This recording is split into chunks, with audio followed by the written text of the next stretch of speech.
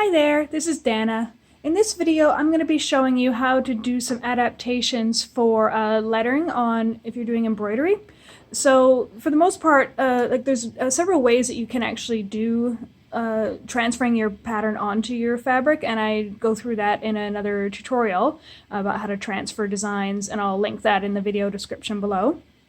But one way you can do is to put your pattern behind your fabric, assuming of course it's translucent, and put it up against a window and then trace it.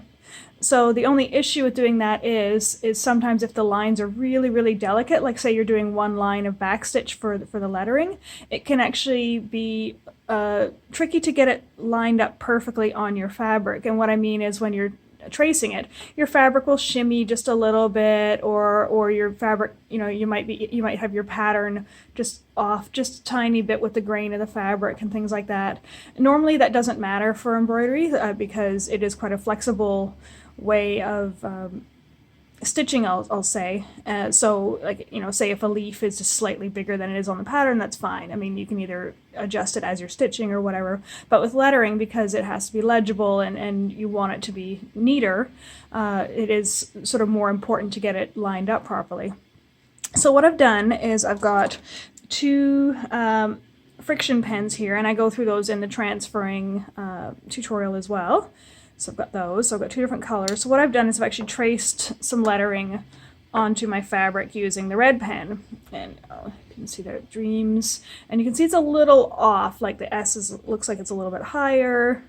Sometimes it's the way the lettering is formed too, like certain patterns. If it's a certain type of calligraphy, the baseline might be a little up and down as part of the actual font style. But, if you're stitching, sometimes it's good just to get them all nice and even if you're stitching. So what I'm going to be doing is I'm going to be showing you how to adjust your letters slightly so that when you stitch them, they'll come out really crisp and clean and even and perfectly spaced and look flat as well, because you don't want them kind of looking like they're kind of curling up your design. So for what you're going to have to do for this, though, is you're going to have to make sure that your fabric is something that you can actually see the grain. Like you can see the grain in this not too badly. You may need to get a magnifying glass if necessary, or if you have reading glasses, if you can't see the grain, it's a little bit painstaking to do, but it's totally worth it in the end. So what I'm going to do, and the good thing about this Frixion pens too is as I say in the transfer video, these are erased by heat. So normally you'd use the little marker here, which creates friction and heat, but you can actually use either an iron or a blast of a hot hairdryer works as well, which is really cool. So what you're going to do is you're actually going to, I'll bring this a bit closer so you can see, you're actually going to choose, say, a top and bottom line first. You're going to do top and bottom first. So what I always do is I will actually mark a certain grain for the bottom and for the top. So you're going to have to kind of follow this along with your eye. Alright, so that's my top and bottom. So that grain of fabric, that particular line of fabric, is where my baseline is going to be. So this is a little bit painstaking, but you can actually draw your line carefully all the way along if you want, or you can just kind of eyeball it. But the point is that you're going to line up your lettering perfectly straight with the grain of your fabric. Now obviously this only works for lettering that's quite vertical and horizontal, like there's a lot of fonts that are quite swoopy or calligraphy, and that wouldn't work. And also obviously if your pattern is generally aligned with the grain of your fabric, like if you've drawn it so your grain is kind of off on a 45-degree angle, obviously this isn't going to work so well. So what you're going to do is, once you've decided your top and bottom lines, and as long as they're basically the same height as all the letters, and if there's more rows of letters, and make sure they're all relatively spaced, then you can start drawing. I'm just going to draw the tops of each letter, and you can see I'm using a contrasting color as well, because that way I can distinguish between what was already there. You can see some of them are actually falling on that line already. It's easiest if you choose a line where most of your letters are falling anyway, because then there's less redrawing to do. So that's going to be the top of the S there. And then same with the bottom. So I've got my line here. So you can see I'm just kind of blocking it in. Right now I'm not trying to make it look pretty or anything because this is all going to get erased in the end anyway. Bottom of the E. This one, the E and the little sidekick of the A kind of blend together. So you can see here, there's about, don't know if you can quite see, there's about 2 threads difference. So you can see this is where it kind of got a little bit away from me when I was drawing it, which is really normal to do. And it's best to, when you're doing this sort of additional work on it, like adjusting the letters, it's a good idea to actually make sure your fabric is hooped, because that way it's going to make your grain of your fabric slightly more visible because it's a little bit tauter, and it's going to keep it a lot more stable so it's not going to shimmy around. You can hoop your fabric when you're originally tracing your drawing as well, but that means actually cutting out your paper template and putting it behind and then trying to hold it there, which is kind of a pain in the butt to do. I've tried it a few times and it just doesn't suit my style. Alright, so you can see the S is quite a lot lower. Like in this font, the S is actually a little bit higher normally, but I'm going to even them all out so they all look nice and even.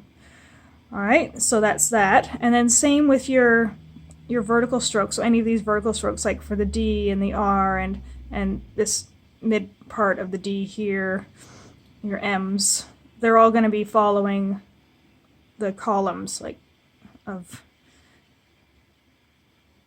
the fabric. So the D is actually pretty good. It's actually following a row pretty much exactly. So I'm just going to over trace that. Trace that. And if you really screw this up, like if you make a big mess of it, just if you're using this particular type of pen, just get like the tip of an iron and just carefully erase what you drew in the first place. And if you've done other stuff around it or whatever, try and make sure you don't hit that, otherwise you're gonna have to redraw the whole thing with your iron. And then you can actually just like redraw it. So it's might take you a bit of time, but I mean it's not irreversible either. So that's why I like these pens, because if you make a really big screw up, then you can actually fix it fairly easily. Alright, so there's the R, there's the little tips of the R, the drop down of the R. So you're just following one of the threads, trying to get it as vertical as possible, so you're actually following the little channel. So these particular letters are going to be stitched in back stitch. Okay, so that's another horizontal there I can do. Pick one. So there's no real right and wrong as to which track, I'll say, in between the different threads to follow, as long as it aligns fairly closely with your letters, so you're not kind of shifting all your letters way out of whack from where they were drawn originally, then that's fine. It will all come out in the wash in the end. And then I'll just do the edge of the S here. Edge of the S here. Alright, so you've got your basic frameworks there. And then what I'm going to do is just join these up. And this you can basically do freehand, because I mean it's not like the curves are going to be matching any of the actual grid, I'll say, of the fabric. So a little kick out there for the D. So these are just going to join them all up.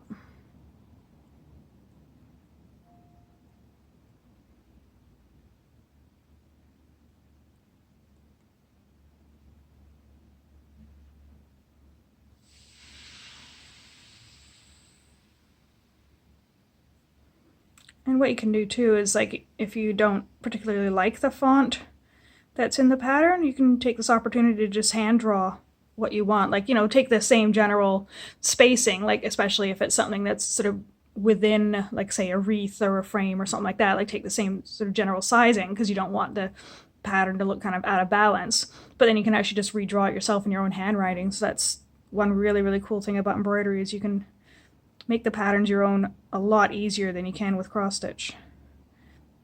A little dip of the S here.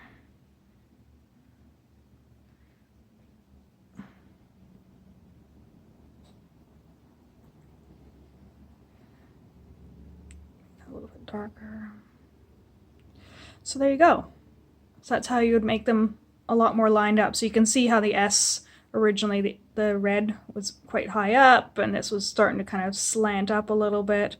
So that's how you would straighten out your letters. And then this one would be stitched with one line of a back stitch. So when you're stitching your back stitch, you would obviously keep along that one track in between the two threads, and that's going to make sure that your stitches come up really cleanly and precisely. For such small letters, you're going to be wanting to do like quite small back stitch. Like I wouldn't, like for this one, I'd do maybe four back stitches in this little stretch here at a minimum, and then curving, you're going to want to do a few more so you get nice smooth curves. But yeah, that's pretty much it for now. If you have any questions, please feel free to let me know in the comments below. If you'd like to sign up and get some free patterns from my shop, I've got cross-stitch and embroidery patterns.